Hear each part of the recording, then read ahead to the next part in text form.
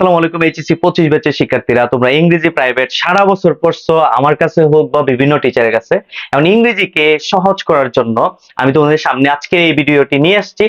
ইংরেজিতে এ প্লাস পাওয়াটা হচ্ছে মূল বিষয়। ইংরেজি একটা ল্যাঙ্গুয়েজ, এটা আসলে সাবজেক্ট না। তো এটাকে কিভাবে আমরা সহজ করতে পারি, এ প্লাসটা নিশ্চিত করতে পারি, আজকে এই ছোট্ট ভিডিওটি তোমাদের জন্য থাকবে। তো ইংরেজি প্রথম পত্রের জন্য আমরা সবচেয়ে বেশি ফোকাস দিব কোনগুলাতে?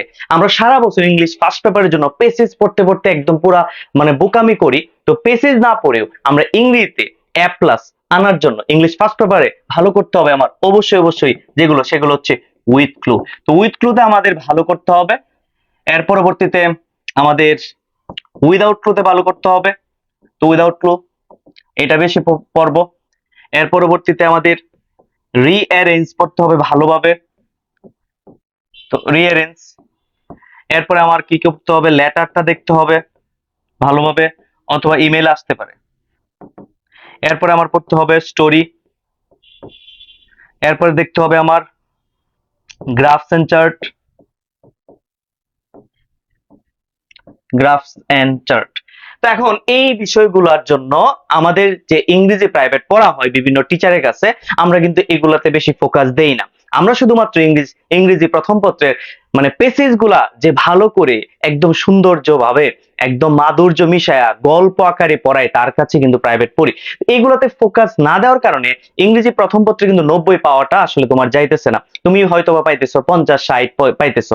ইংলিশ ফার্স্ট পেপার থেকে আমরা জানি 3টা পেসেজ আসে। তো 3টা পেসেজে প্রথম পেসেজ থেকে এমসিকিউ সিকিউ কমন আসলেও লেখা যায়, না আসলেও লেখা যায়। ইংলিশ সেকেন্ড যে পেসেজটা আসে সেটা থেকে আমাদের লিখতে হয় ফ্লো চার্ট। ফ্লো চার্টের নিয়ম যদি জানা থাকে তাহলে যে কোনো পেসেজ আসুক না কেন তুমি কিন্তু পারবা। এন্ড থার্ড পেসেজ হচ্ছে আমাদের কি আসে, সামারি লিখতে হয়। তো সামারি কিন্তু যে কোনো পেসেজ আসুক না কেন লিখা যাবে। তো এই তিনটার মধ্যে সময় নষ্ট না করে তোমাদের এই 3টা বিষয়, এখানে যে 6টা বিষয় আছে, এই 6টা বিষয় খুব ভালোভাবে পড়তে হবে। এই 6টা বিষয় যদি পড়তে চাও তাহলে কোনগুলা পড়তে হবে, কোনগুলা আসবে পরীক্ষাতে, কোন কোশ্চেন গুলা পড়লে বেশি আমার কমন আসার সম্ভাবনা আছে, সেটার জন্য তোমার ইংরেজি প্রাইভেট পড়াটা জরুরি। তো যে কোনো টিচারের কাছে হইতে পারে। তো আমার কাছে তুমি যদি প্রস্তুতি বেচে প্রাইভেট পড়তে চাও তাহলে এই সবগুলো তোমার কমন আসবে। আমাদের যে বুলেট সাজেশন আছে, এই বুলেট সাজেশন থেকে আমি তোমাদেরকে পড়াবো। তো এগুলো যদি করতে চাও তাহলে আমাদের প্রস্তুতি বেচে ভর্তি হতে হবে।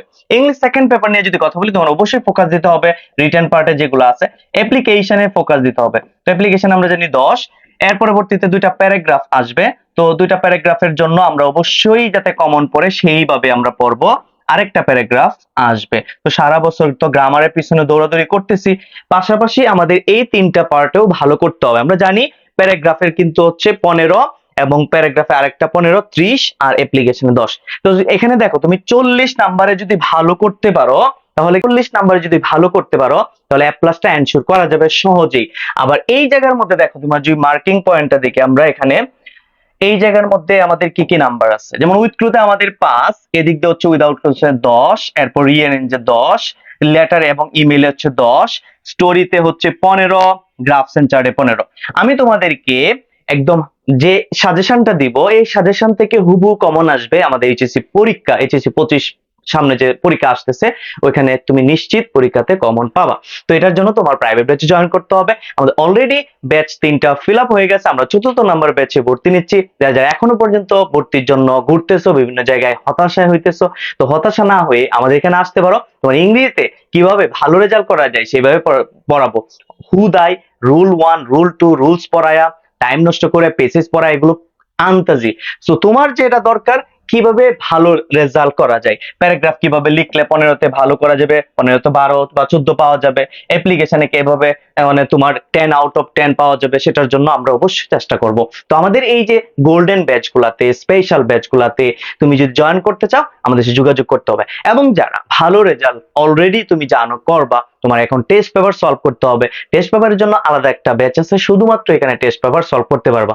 যে কোনো একটা টেস্ট পেপার বাজার থেকে আমরা কেনার পর আমরা সেটা নিজে নিজে পড়ার চেষ্টা করি, কিন্তু আমি তোমাদের জন্য একটা ব্যাচ রাখছি আলাদা। সেখানে তুমি প্রস্তুতি ব্যাচের জন্য অবশ্যই তুমি আলাদা একটা টেস্ট পেপার সলভ ক্লাসে জন্য প্রত্যেক দিন তুমি টেস্ট পেপার সলভ করতে পারবা, এরকম একটা ব্যাচে আমরা তোমাদেরকে অবশ্যই এন্ট্রি করাবো।